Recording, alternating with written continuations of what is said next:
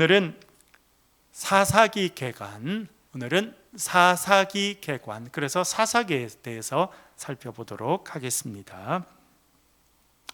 첫 번째, 사사기라고 하는 단어에 대해서 한번 살펴보도록 하겠습니다. 우리말 성경에는 사사기라고 되어 있습니다. 그럼 이 사사기란 말은 어디서 왔느냐? 이 부분을 연구하신 분들을 제가 찾아봤더니 그 중국어 번역, 중국어 성경이 이제 오래전부터 번역이 됩니다. 사실은 중국은 15세기, 16세기에 벌써 많은 신부님들이 와 있었습니다. 그래서 여러분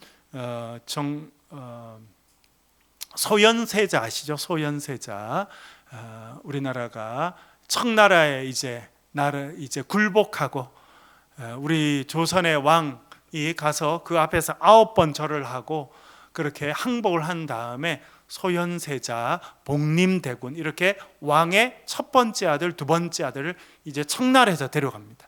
사실은 왜 청나라의 사람들을 오랑캐라고 부르고 이제 여러분 남한산성 이런 영화에 보면 절대 우리는 이 오랑캐들에게 머리 숙일 수 없다 이렇게 청나라를 배척하거든요. 왜냐하면 청나라의 시작은 여진족입니다. 여진족, 우리나라 북한 위에 만주 지방에 살았던 여진족은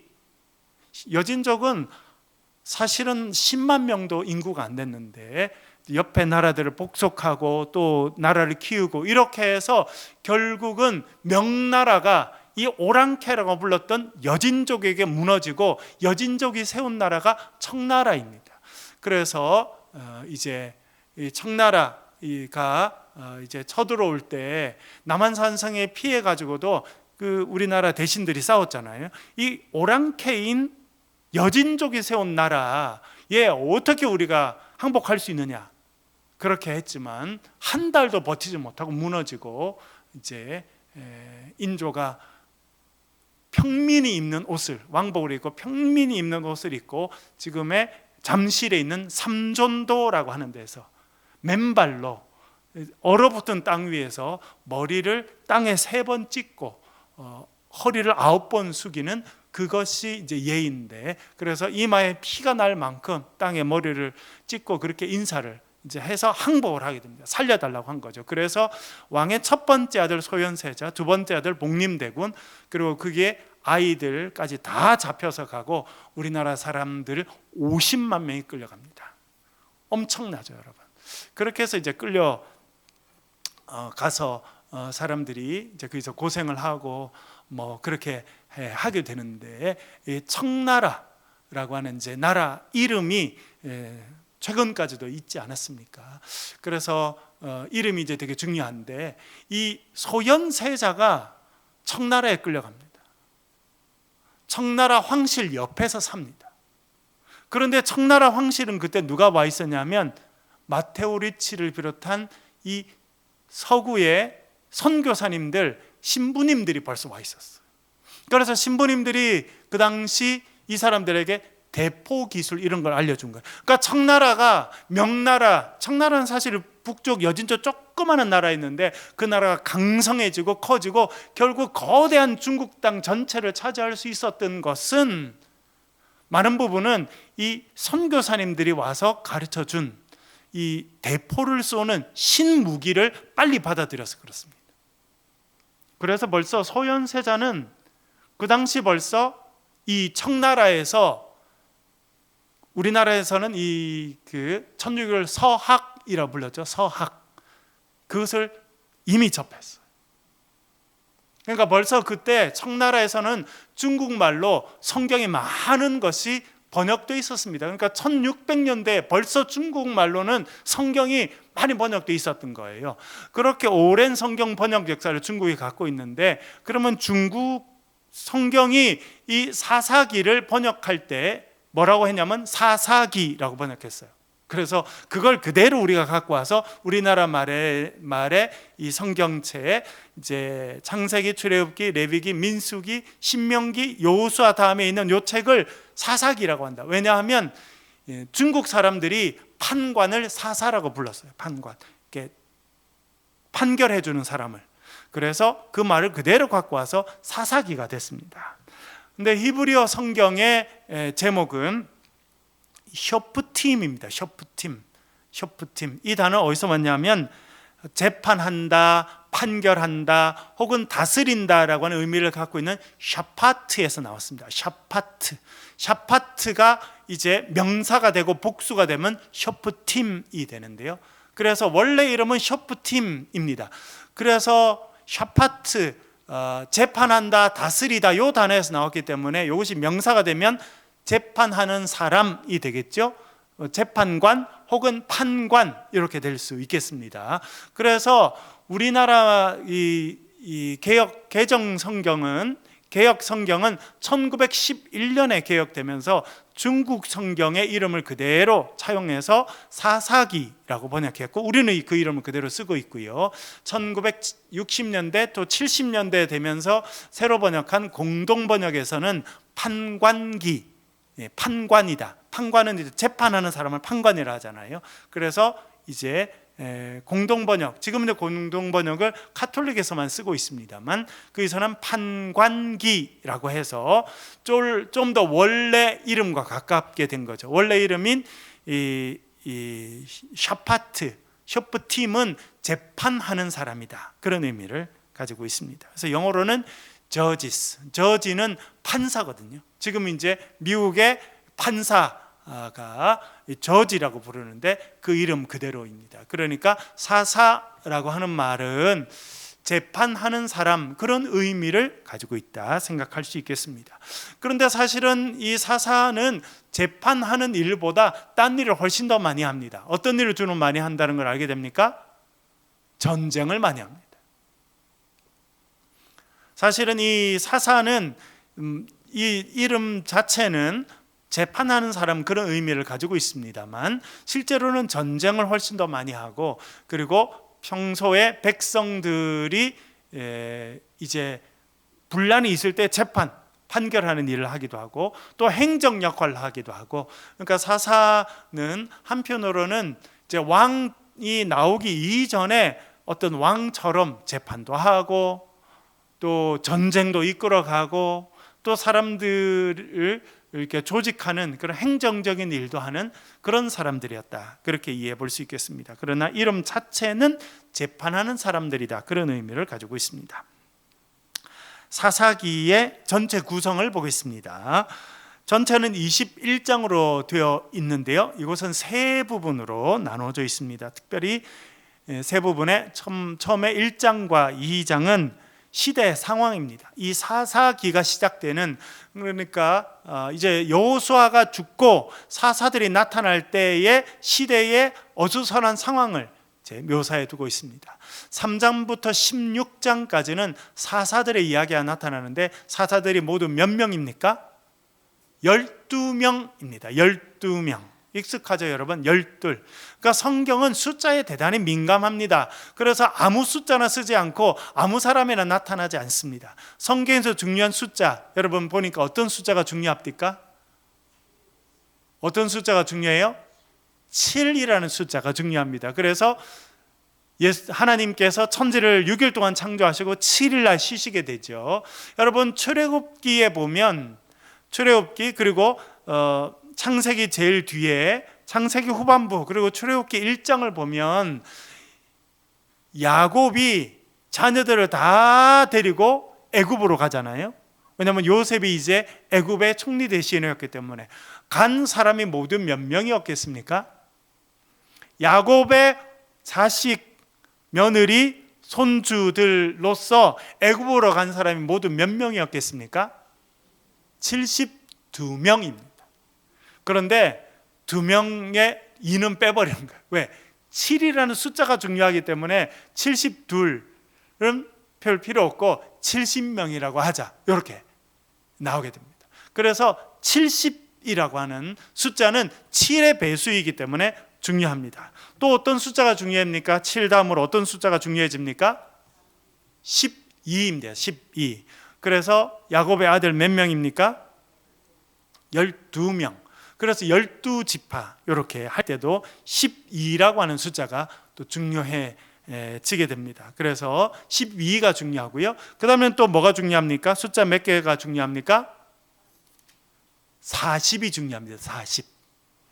그래서 이스라엘 백성들이 광야에서 방황하고 머문 시간 몇 년이었다고 이야기합니까? 40년. 실제로는 40년이었습니까? 40년 좀 넘었습니까? 40년 넘었죠. 그래서 여러분 제가 한번 읽어볼게요. 이 갈렙이 여호수아를 만날 때에 갈렙이 이렇게 말합니다. 제가 읽어볼 테니까 그냥 들어보세요. 여호수아 14장 10절인데요. 갈렙이 지금 여호수아에게 말할 때 이렇게 말하는 겁니다. 보소서, 이제 보소서, 여호와께서 이 말씀을 모세에게 이르신 때로부터 이스라엘이 광야에서 방황한 이 45년 동안을 여호와께서 말씀하신 대로 나를 생존하게 하셨나이다. 그리고 지금 내 나이가 85세입니다 라고 이야기합니다. 지금 갈렙이 여호수아에게 이야기하는데 광야 생활을 몇 년 했다고 이야기합니까? 45년 했고, 그리고 내 나이가 지금 85세다 이렇게 이야기해요. 갈렙이 40년이었는데 그걸 잘못 계산한 겁니까? 그렇지 않습니다. 성경의 여러 가지 이야기들 다 하면 42년에서 43년 정도 됩니다. 그런데 40이라는 숫자가 중요하기 때문에 뒤에 거는 그냥 빼버리는 거.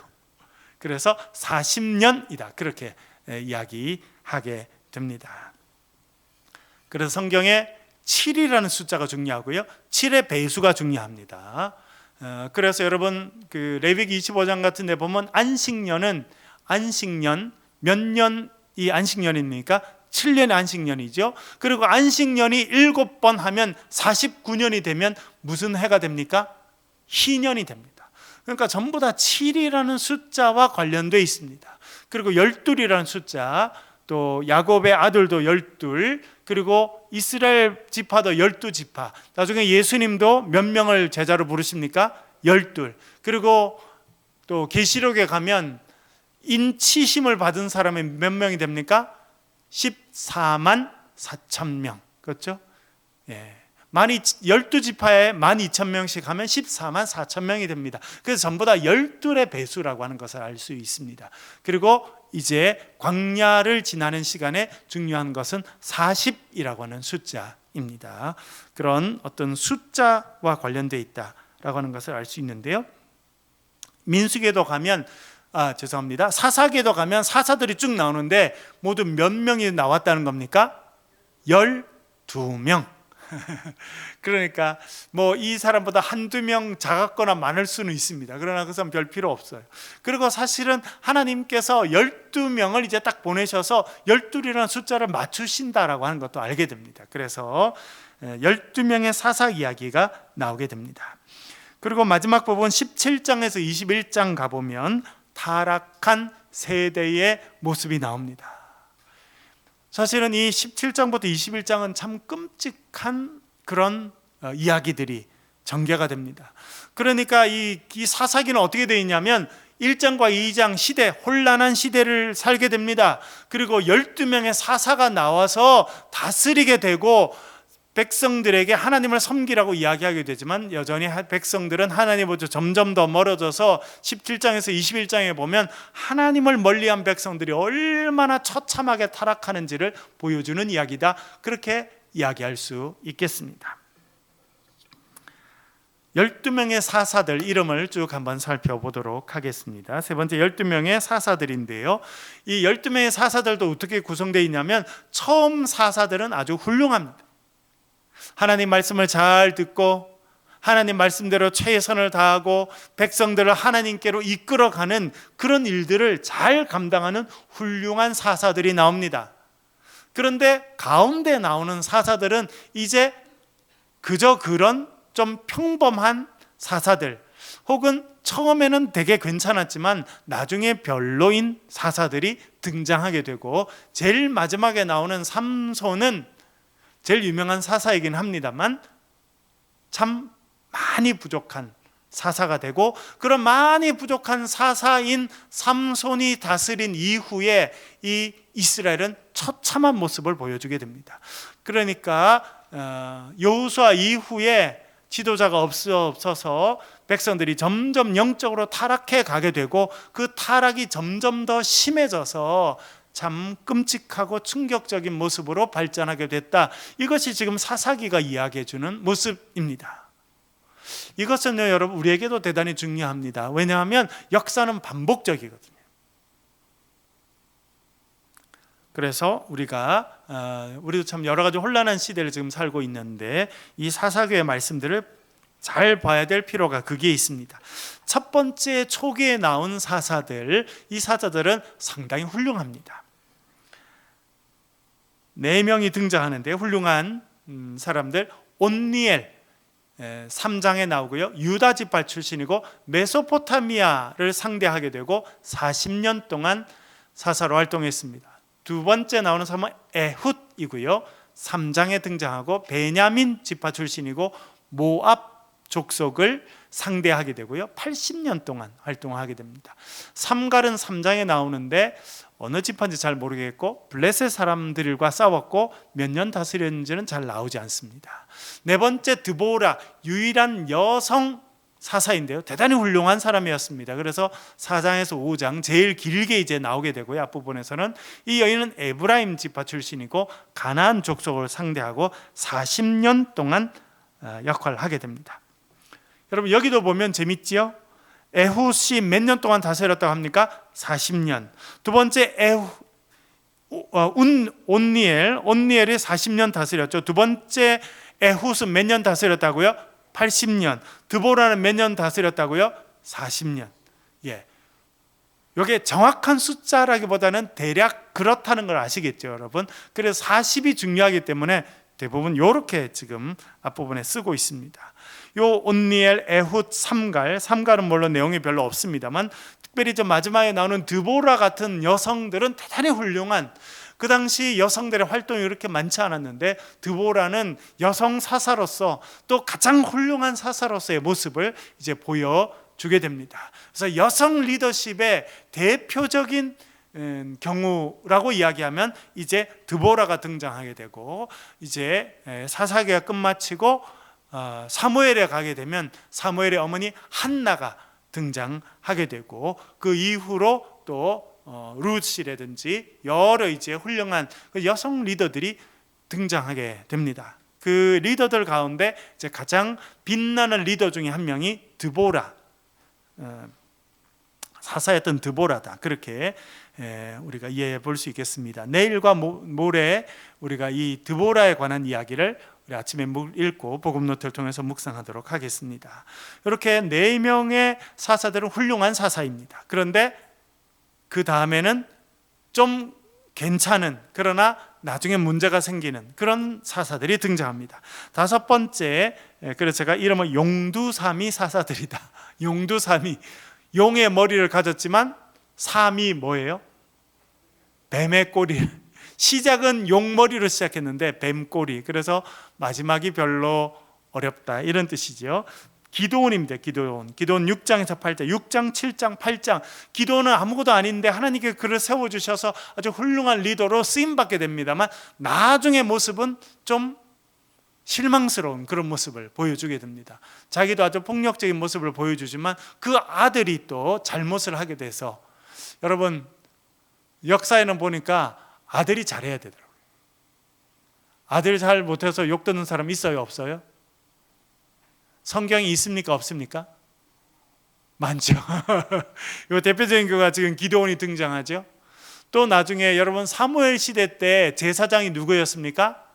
엘리 제사장이죠.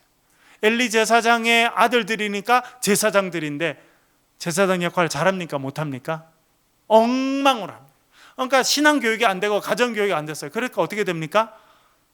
나중에 아버지가 뒤로 넘어져서 목뼈가 부러져서 죽게 됩니다. 여러분, 와서 사는 것도 중요하지만 마지막 갈 때도 너무 중요합니다. 마지막 갈 때도 정말 이 사람 참 하나님의 사람답게 살다가 갔구나, 이렇게 해야 되는데 평생 제사장으로 살았는데 자기 아들이 죽었다는 소식을 듣고 놀라서 뒤로 넘어져서 목이 부러져서 죽는다면 얼마나 어렵겠습니까? 그런데 그런 사람들이 너무 많아요. 성경에 많이 나옵니다. 이 기드온이 이제 그런 어떻게 보면 그런 대표적인 사람 중에 한 명입니다. 그 다음에 나오는 사람은 돌라라고 하는 사람인데 10장에 나오고 이사갈 지파이고 23년, 야일 10장에 나오고요. 므낫세 지파 출신이고 22년. 그 다음에는 입다는 또 길게 나옵니다. 10장, 11장, 12장까지 입다 이야기를 자세히 잘 소개하는데, 입다는 참 괜찮았는데 뭐가 문제였습니까? 입다라고 하는 사람은 우리 또 살펴보겠습니다만, 하나님께서 그를 불러 쓰시고 능력을 주신 것까지 참 좋았는데, 나가기 전에 쓸데없는 약속을 했어요. 뭐를 약속합니까? 하나님 저에게 승리를 주시면 어떻게 하겠다고요? 제일 먼저 나와서 자기를 맞이하는 사람 하나님께 바치겠다. 그림은 잠깐 내려주시고요. 입다의 모습부터는 사사들도 하나님을 잘 모른다는 걸 알게 됩니다. 이스라엘 백성들이 처음에 훌륭한 사사들이 많이 나왔죠. 그래서 이스라엘 백성들이 잘못하면 사사들이 와서 교육하고 그들이 다시 돌아서서 있고, 또 패턴은 조금 더 살펴보겠습니다만 그렇게 되는데, 시대가 계속 악해지고 영적으로 타락하는 것을 계속 반복하니까 이제는 입다와 같이 하나님께서 불러서 쓰시는 사사들도 하나님이 누군지 잘 몰라요. 여러분, 하나님께서 사람을 인신공양이라고 하죠. 사람을 바치는 인신공양, 그걸 받으시는 분입니까? 받지 않는 분이십니까? 받지 않는 분입니다. 그런데 여러분, 사람을 제물로 바치는 일은 세상에 있었습니까? 없었습니까? 역사 이후로 지금까지 있습니다. 우리나라도 있었습니까? 없었습니까? 심청이가 물에 빠진 거 보면 없지 않았다는 것을 알게 됩니다. 심청이가 산채로 물에 지금 들어가서 제물로 바쳐지는 거거든요.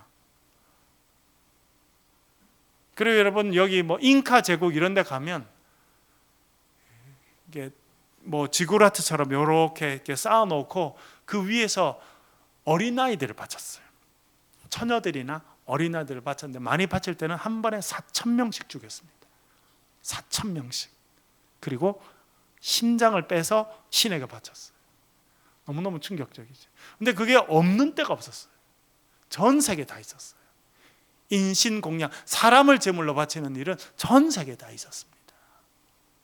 그러니까 이 입다라고 하는 사람이, 하나님께서 그게 능력 주시면, 하나님 저에게 승리를 주시면 갔다 와서 제가 소를 잡아서 하나님께 번제를 드리겠습니다, 이래야 되는데, 자기를 맞이하는, 제일 먼저 맞이하는 사람을 드리겠다라고 한 것은 벌써 이 입다라고 하는 사사가 하나님을 잘 알지 못하는 상태라고 하는 것을 알려줍니다. 그러니까 정말 위기죠, 여러분.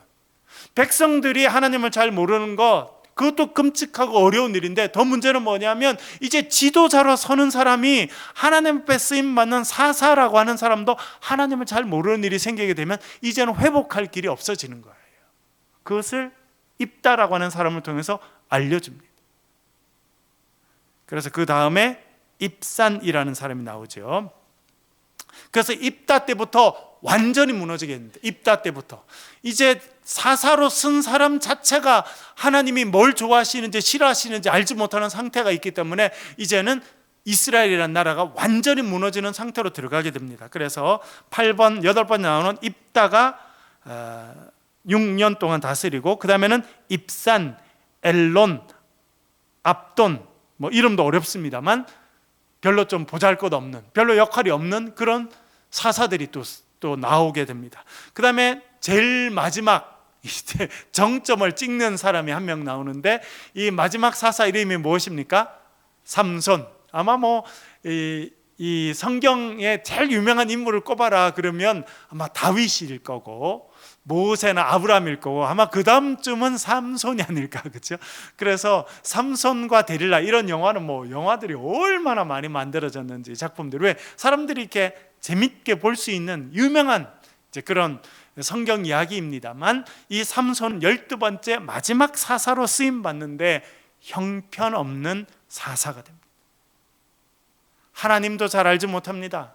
하나님께 주신, 그가 태어날 때부터 나시린이 돼서 하나님께서 주시는 힘과 엄청난 그런 능력을 받게 되지만 그것을 뭘 위해 사용합니까? 예쁜 아가씨 얻는 데 사용해요. 그게 다예요. 그래서 이 사람이 마지막 사사가 되고 결국 그도 두 눈이 뽑히는 끔찍한 모습으로 결국은 신전 기둥을 무너뜨리고 자기도 신전 기둥에 깔려서 처참하게 죽는 그런 모습을 보여주게 됩니다. 이런 사사 삼손은 사실은 그 당시 이스라엘 백성들의 상태를 그대로 보여주는 겁니다. 처음에는 아주 훌륭한 리더들, 온니엘, 또 특별히 드보라 같은 이런 훌륭한 사람들이 섰다가 그 다음에는 이제 기드온, 이렇게 가면서 좀 그 다음 단계가 됩니다. 그러다가 입다를 정점으로 해서 확 무너집니다. 입다가 사사인데도 하나님이 뭘 원하시는지 잘 모릅니다. 그래서 처참하게 자기 딸을 승리하고 돌아온 다음에 자기 딸을 또 제물로 바치는, 죽여야 되는 그런 처참한 일을 하게 됩니다. 하나님을 잘 몰라서 그렇습니다. 그 다음에는 완전히 나라가 무너져서 이제 삼손은 하나님 주신 힘으로 예쁜 아가씨 얻고 그냥 자기 힘 자랑하는 걸로 살다가 죽게 됩니다. 그래서 이스라엘 백성들도 전체가 처참히 어려움을 당하게 되고, 그리고 17장부터 21장까지는 그 사회가 얼마나 타락했는지, 얼마나 폭력과 그런 끔찍한 일들이 일상으로 이루어졌는지를 보여주는 것이 사사기입니다. 여러분, 이것은 우리에게도 중요합니다. 왜냐하면 혼란한 시대에 리더가 쓰임받게 되는데, 리더가 제대로 세워지지 못하면 나라가 혼란을 겪게 되고 백성이 아픔을 겪게 되고, 그것이 2대 3대 몇 번만 이어지면 나라 자체가 무너질 수 있다는 거예요. 제가 처음에 말씀드렸죠, 여러분. 명나라가 누구한테 무너졌다는 겁니까? 조선 사람들도 명나라는 형님으로 모셨어요. 우리는 군신관계였어요. 군신관계. 거기는 왕이고 우리는 신하. 그래서 조선시대에는 늘 조선의 왕이 되려고 그러면 누구한테 허락을 받아야 됐습니까? 명나라한테 허락을 못 받으면 조선 왕, 아무리 장자라도 왕이 못 되는 거예요. 그 조선 사람들도 우습게 여겼던 나라가 여진족이라는 오랑캐였어요. 그런데 거대한 명나라가 그 오랑캐라고 우습게 봤던 그 여진족에게 무너지고, 여진족이 세운 나라가 청나라거든요, 여러분. 여러분, 그래서 역사는 되게 반복적입니다. 우리나라가 100여 년 전에는 일본의 처참히 무너졌죠. 그런 일이 또 있겠습니까? 없겠습니까? 없길 바라고 없어야 합니다. 그러나 정신 차리지 않으면 그렇게 하게 돼 있는 거예요, 여러분. 일본의 망하기 100년 전만 해도 일본은요, 조선에서 사신을 보내주기를 빌고 빌었어요. 조선의 왕이 신하를 일본에 파견해 주기를 빌고 비는 나라가 일본이었다니까요. 그래서 100년이 지나지 않아서 일본이 우리나라를 강제 통합시켜 버립니다. 그래서 이 사사기를 보면서 우리가 정말 기도해야 될 것은, 우리도 정말 믿음으로 바로 서야 되지만 참 지도자가 잘 서야 된다라는 생각을 하게 됩니다. 우리도 지금 이제 어려움을 겪고 있지 않습니까? 그리고 미국은 트럼프라고 하는 또 대통령이 당선돼서 이제 뭐 취임할 날 얼마 안 남았습니다. 전 세계가 벌벌 떨고 있어요. 지금 어떤 일을 할지 알 수가 없습니다. 그래서 정말 이 사사기를 읽으면서 정말 우리가 뭘 위해서 기도해야 되는지 또 더 깨닫게 되는데요. 네 번째 보면 반복되는 패턴이 있습니다. 패턴. 늘 반복되는 패턴인데, 첫 번째는 영적인 타락입니다. 참 중요한 이야기.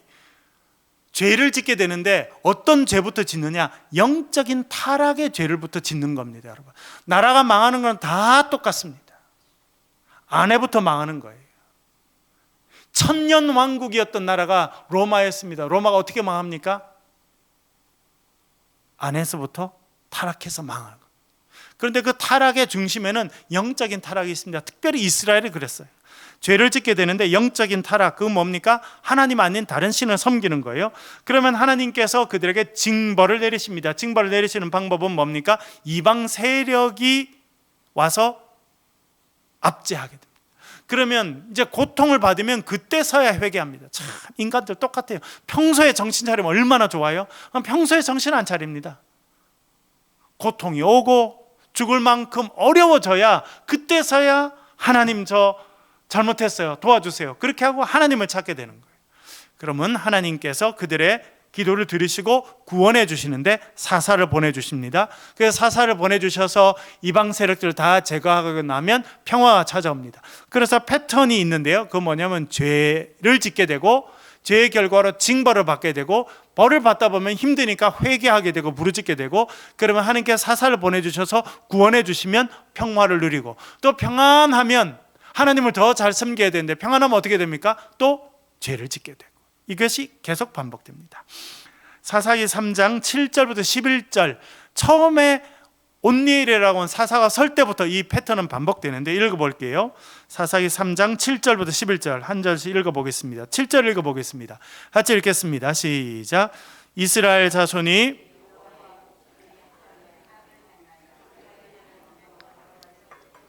바알들과 아세라들을 섬긴지라. 아멘. 패턴, 1절 7절만 볼게요. 패턴 첫째가 영적인 타락, 죄를 짓는 거였죠. 그렇죠? 여기도 보니까 이렇게 나오죠. 여호와 앞에서 악을 행했다. 그 악이 무엇입니까? 하나님 여호와를 잊어버리고 뭘 섬겼다고요? 바알들과 아세라들, 우상을 섬겼다는 것입니다. 그것이 첫 번째 죄입니다.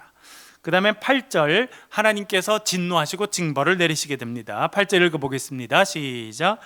여호와께서 이스라엘에게 진노하사 그들을 메소포타미아 왕 구산 리사다임의 손에 파셨으므로 이스라엘 자손이 구산 리사다임을 8년 동안 섬겼더니.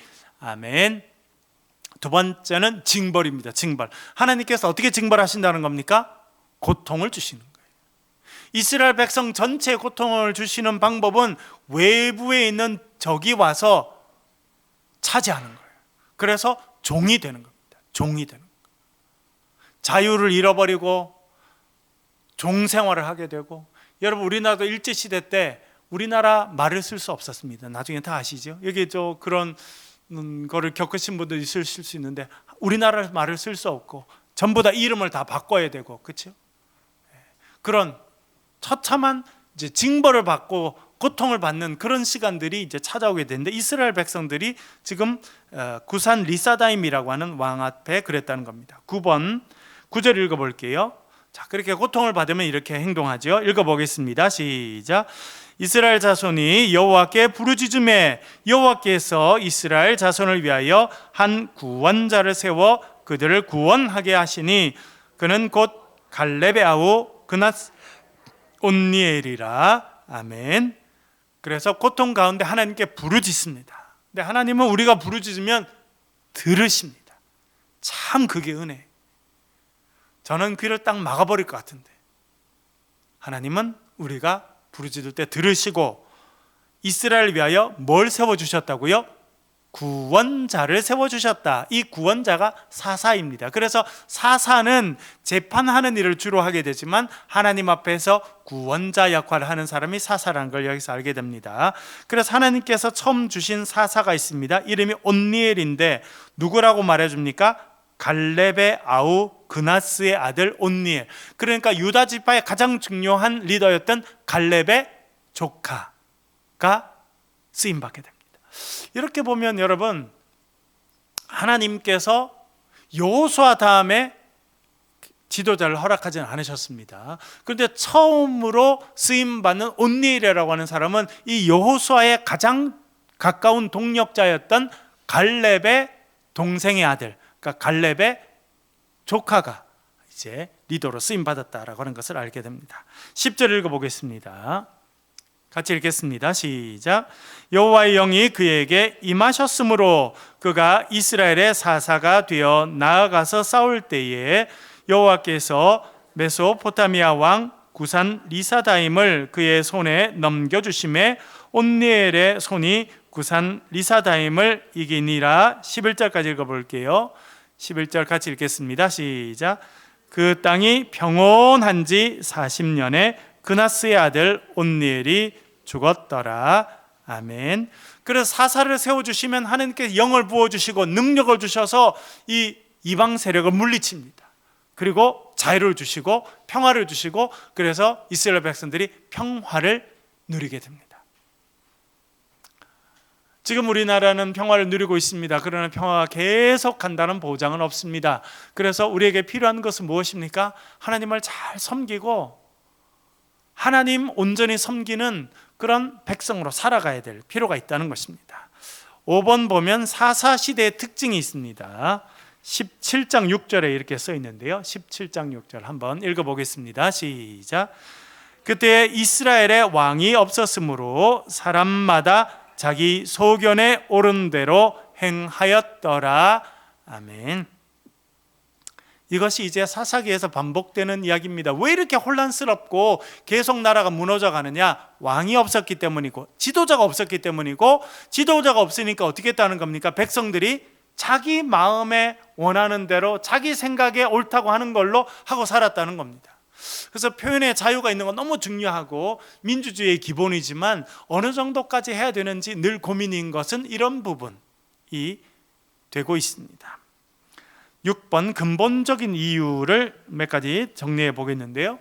근본적인 이유. 그러면 왜 이렇게 사사가 나타나고 또 사사가 무너지고 또 나라가 점점 이렇게 쇠퇴해 가고 이렇게 되었느냐? 첫 번째는 영적 지도자의 부재입니다. 모세가 있었고 여호수아가 있었는데 참 안타깝게도 그 다음에 리더가 이어지지 못합니다. 그러면 혼란의 시대에 빠지게 됩니다. 여러분, 이건 어느 나라나 똑같습니다. 리더가 한 번 세워지고 그 다음 리더가 세워지는 것 너무너무 중요합니다. 그리고 그 다음 번쯤 한 번 좀 어려운 사람이 될 수도 있지만 그 다음에 한 번쯤 지나면 또 좋은 사람이 와야 돼요. 그런데 계속 좋은 리더가 생기지 못하면 그 공동체는 무조건 무너지게 되어 있습니다. 이건 역사에 똑같아요. 여러분, 우리나라도 조선시대에 보면 태조 이성계가 나고 두 번째 정종은 2년밖에 못합니다. 왜냐하면 자기 정종은 두 번째 아들이었거든요. 다섯 번째 아들 이방원이가 왕이 돼야 되기 때문에 형이 무서워가지고 2년만 하고 네가 왕해, 이렇게 해서 세 번째 태종이 되는데 이방원 아주 무서운 사람이 됐습니다. 그래서 그 사람이 뭐 한 여러 가지가 있는데 이제 왕권을 완전히 세우게 되죠. 정도전을 죽이고 이제 왕권을 완전히 이제 세워서 리더십이 딱 서게 됩니다. 그리고 자기 아들 중에 제일 똑똑한 세종, 충녕대군 세종을 이제 왕으로 세우는데, 여러분 어떤 일까지 하는 줄 압니까? 태종이 이 세종대왕의 아내의 아버지, 그러니까 세종대왕이 누굽니까? 장인 어른인 시몬대왕, 시몬이라는 그런 분이 아주 그 영의정까지 오를 만큼 높은 자리에 있고 아주 그분을 이렇게, 왜? 외척 세력이 힘이 세면 자기 아들이 다스리는 게 어려울 거다. 그래서 이 세종, 자기 아들의 세종의 장인 어른을 제거합니다. 어떻게 보면 참 슬픈 일이지만 우리나라 역사에서는 이 세종이라는 대왕이 그렇게 성군으로 성장하는 데서는 사실 그런 것들이 다 준비가 됐기 때문에 그렇게 이제 간 그런 모양들도 있습니다. 그래서 세 번째 왕, 네 번째 왕 되면서 세종 때가 되면서 우리나라는 그 당시 1400년대 기준으로 하면 세계에서 가장 앞선 기술을 가진 나라로 성장하게 됩니다. 근데 그 다음에 세종 다음에 아들이 금방 죽고 하니까 이제 또 무너지게 되는 시간이 찾아옵니다만, 여러분 우리나라 역사나 세계 역사나 이스라엘 역사나 똑같아요. 제일 중요한 거는 리더가 잘 서야 돼요. 강력한 리더십을 갖고 또 영적인 지도자가 잘 서야 나라가 이렇게 서게 된다. 그런데 사사기는 모세와 여호수아를 이은 사람이 없기 때문에 어려움을 겪게 됩니다. 두 번째는 여호와 신앙을 잃어버립니다. 이스라엘 백성들은 이게 너무 중요해요. 우상 숭배를 하게 됩니다. 그래서 아이를 갖다 바치고 그런 하나님께서 원하지 않는 일들을 옆 사람들이 하니까 다 따라하게 되거든요. 아까 말씀드린 대로 입다라고 하는 사사는 사사로 됐지만 자기 딸을 바치겠다. 하나님은 원하시지도 않는데 그렇게 하는 모습은 벌써 다른 민족들이 섬기는 종교의 영향을 많이 받은 사람이 리더가 됐다는 것을 알려주는 것입니다. 이렇게 여호와 신앙을 잃어버리면 세 번째, 영적인 타락과 도덕적 부패가 찾아옵니다. 영적 타락과 도덕적 부패는 무조건 같이 가게 돼 있습니다. 정신이 맑지 않은데 사람이 똑바로 산다, 그런 일은 없습니다. 정신이 맑아야, 바른 정신을 가져야, 바른 영적으로 건강해야, 정신이 건강해야 사회가 건강하지, 정신이 건강하지 않은데 사회가 건강하다, 그런 일은 없습니다. 그래서 신앙이 무너지면 도덕이 무너지게 돼 있고, 도덕이 무너지면 사회가 무너지게 돼 있습니다.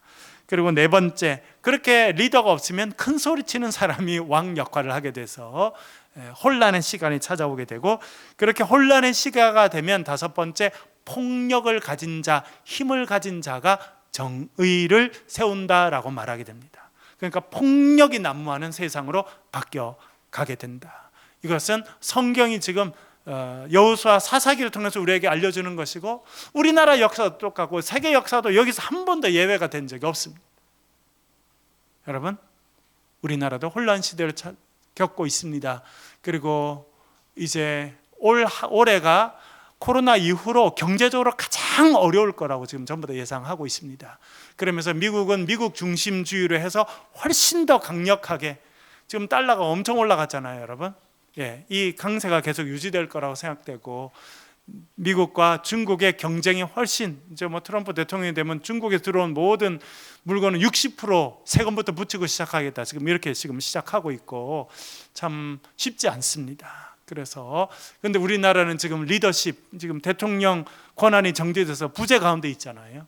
참 어려운 시대에 있다, 이렇게 생각됩니다. 여러분, 사사기 우리가 묵상하면서 이 나라와 민족을 위해서 기도해 주시고, 정말 우리가 주님 앞에 바로 서는 신앙인 되도록 기도해 주시길 바랍니다.